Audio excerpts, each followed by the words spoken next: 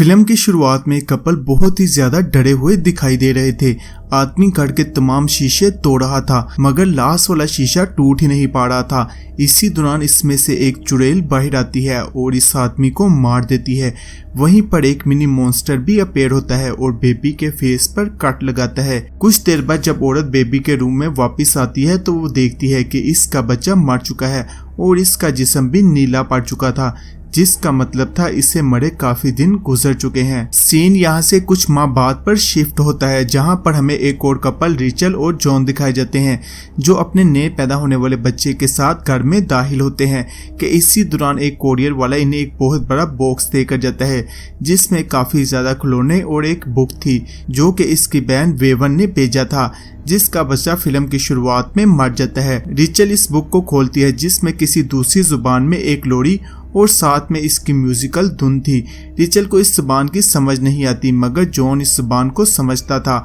वो कहता है कि ये एक लिलीबाई लोरी है और वो दोनों इसे गुनगुनाने लगते हैं कि इसी दौरान फोन की घंटी बजती है और ये वहीं पर रुक जाते हैं, यानी कि वो पूरी लोरी नहीं गा पाते। अब 6 माह गुजर चुके थे। इनका बच्चा इन्हें बहुत ज्यादा तंग करने लगा था। वो हर वक्त रोता रहता और बिल्कुल भी नहीं सोता था। तभी एक दिन बच्चे के लिए बेडशीट ढूंढते हुए इसे वो लिलीबाई लोरी वाली बुक मिलती है और वो इसे गाने लगती है, जिसके साथ ही बच्चा बड़े आराम से सो जाता है। इसी दौरान घर के एक शीशे पर दरार पड़ने लगती है जो कि फिल्म की शुरुआत वाली चुड़ैल इस घर में आने के लिए रास्ता बनाने लगी थी। रात को सोते हुए अचानक रिचल की आंख खुलती है जो इसे बेबी के कमरे में रखी स्क्रीन में बच्चे के साथ एक बहुत ही डरावनी चुड़ैल नजर आती है। जब वो इसके कमरे में जाकर चेक करती है तो वहां पर कुछ नहीं होता मगर जैसे ही कमरे से बाहर आती है तो इसे हर तरफ हलचल दिखाई देती है मगर वहां पर कोई भी दिखाई नहीं दे रहा था। अगले कुछ ही दिनों में घर में हर तरफ अजीब चीजें होने लगी थी। अचानक रिचल को बच्चे के कमरे में इसके रोने की आवाज आने लगती है मगर इसका बच्चा इसके पास था।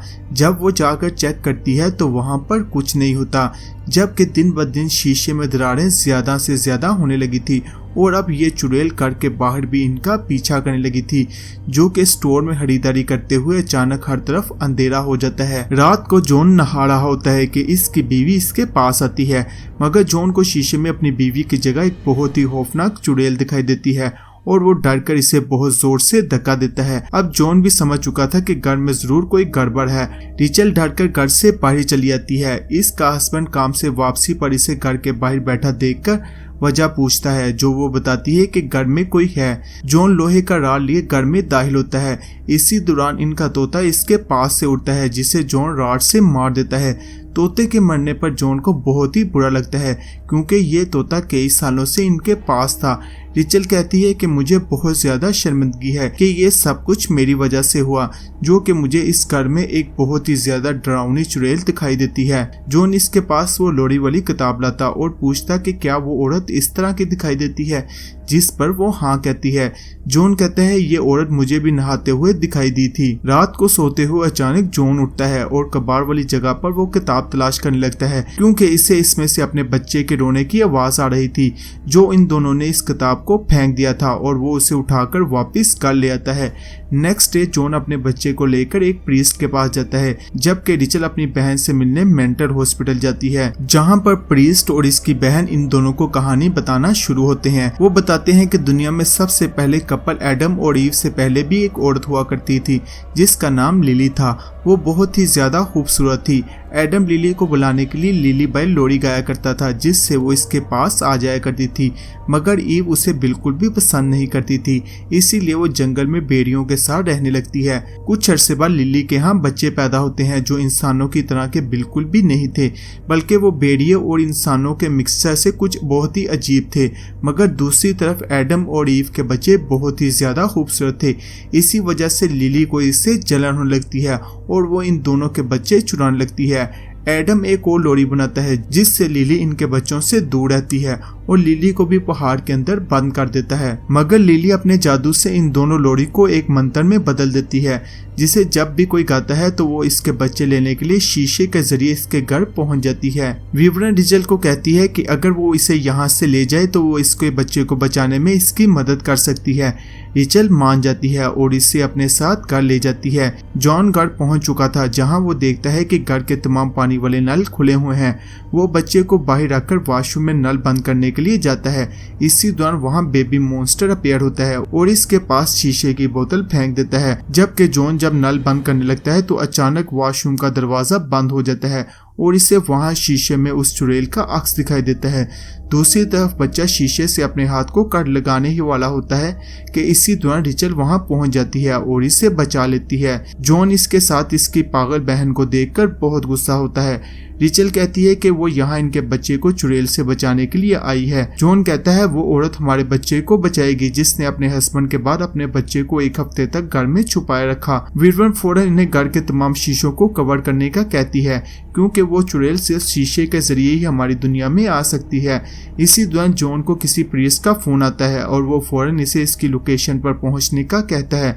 वो बताता है कि इसने इसका सारा केस स्टडी किया है। लिली चुड़ैल का लोरी एक मंत्र की तरह है और इसके 3 हिस्से हैं। पहला इस लोरी को गाना, दूसरा इस घर में किसी जानवर का मरना। जो जॉन बताता है कि इसके घर में एक तोते की मौत हो चुकी है जबकि अब सिर्फ लास्ट वाला हिस्सा बचा था और वो था बच्चे का खून बहना और इसके साथ ही वो बच्चे को अपनी दुनिया में ले जाएगी। वो प्रीस्ट इसे मोमबत्ती स्टैंड और एक मंत्र लिख कर देता है जिसे पढ़ने से वो इस चुड़ैल से लड़ पाएगा। प्रीस्ट उस बुक को अपने पास ही रख लेता है। दूसरी तरफ रिचल अपने बच्चे के पास ही सो रही होती है कि अचानक लिली के बच्चे वहां पेड़ होते हैं और इसके जिस्म पर कट लगाने ही वाले होते हैं कि रिचल जाग जाती है। इसी दौरान वेवरन इसके पास आती है और कहती है कि तुम बहुत ज्यादा थक गई होगी, लाओ ये बच्चा मुझे दे दो।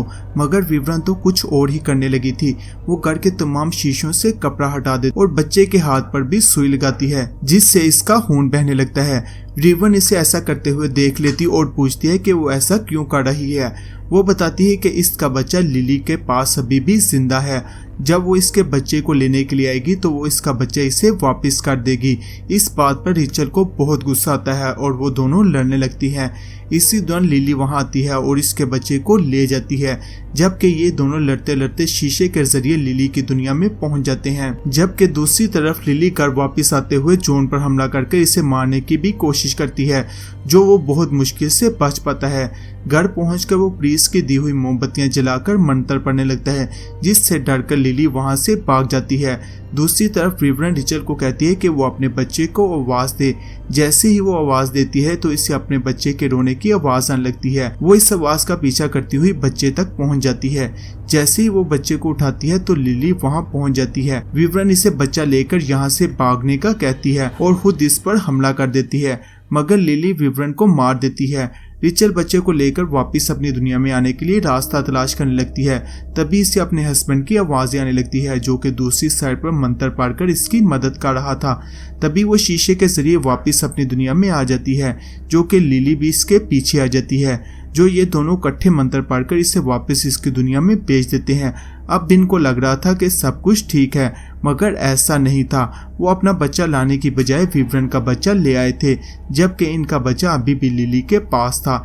ये दोनों दोबारा से उस दुनिया में जाकर अपना बच्चा वापस लाने का प्लान करते हैं। जॉन वो किताब भी वापस ले आता है मगर उस दुनिया में चीजें और भी ज्यादा खतरनाक हो चुकी थी जो कि विवरण के मरने की वजह से वो एक नई चुड़ैल में बदल चुकी थी जिसके पास अब रिचल का बच्चा था और अब उससे ही उसका सामना होने वाला था। और यही इस फिल्म का आखिरी सीन होता है। अगर आपको मेरी ये वीडियो पसंद आई तो प्लीज चैनल को लाइक, शेयर और सब्सक्राइब जरूर कीजिएगा। शुक्रिया।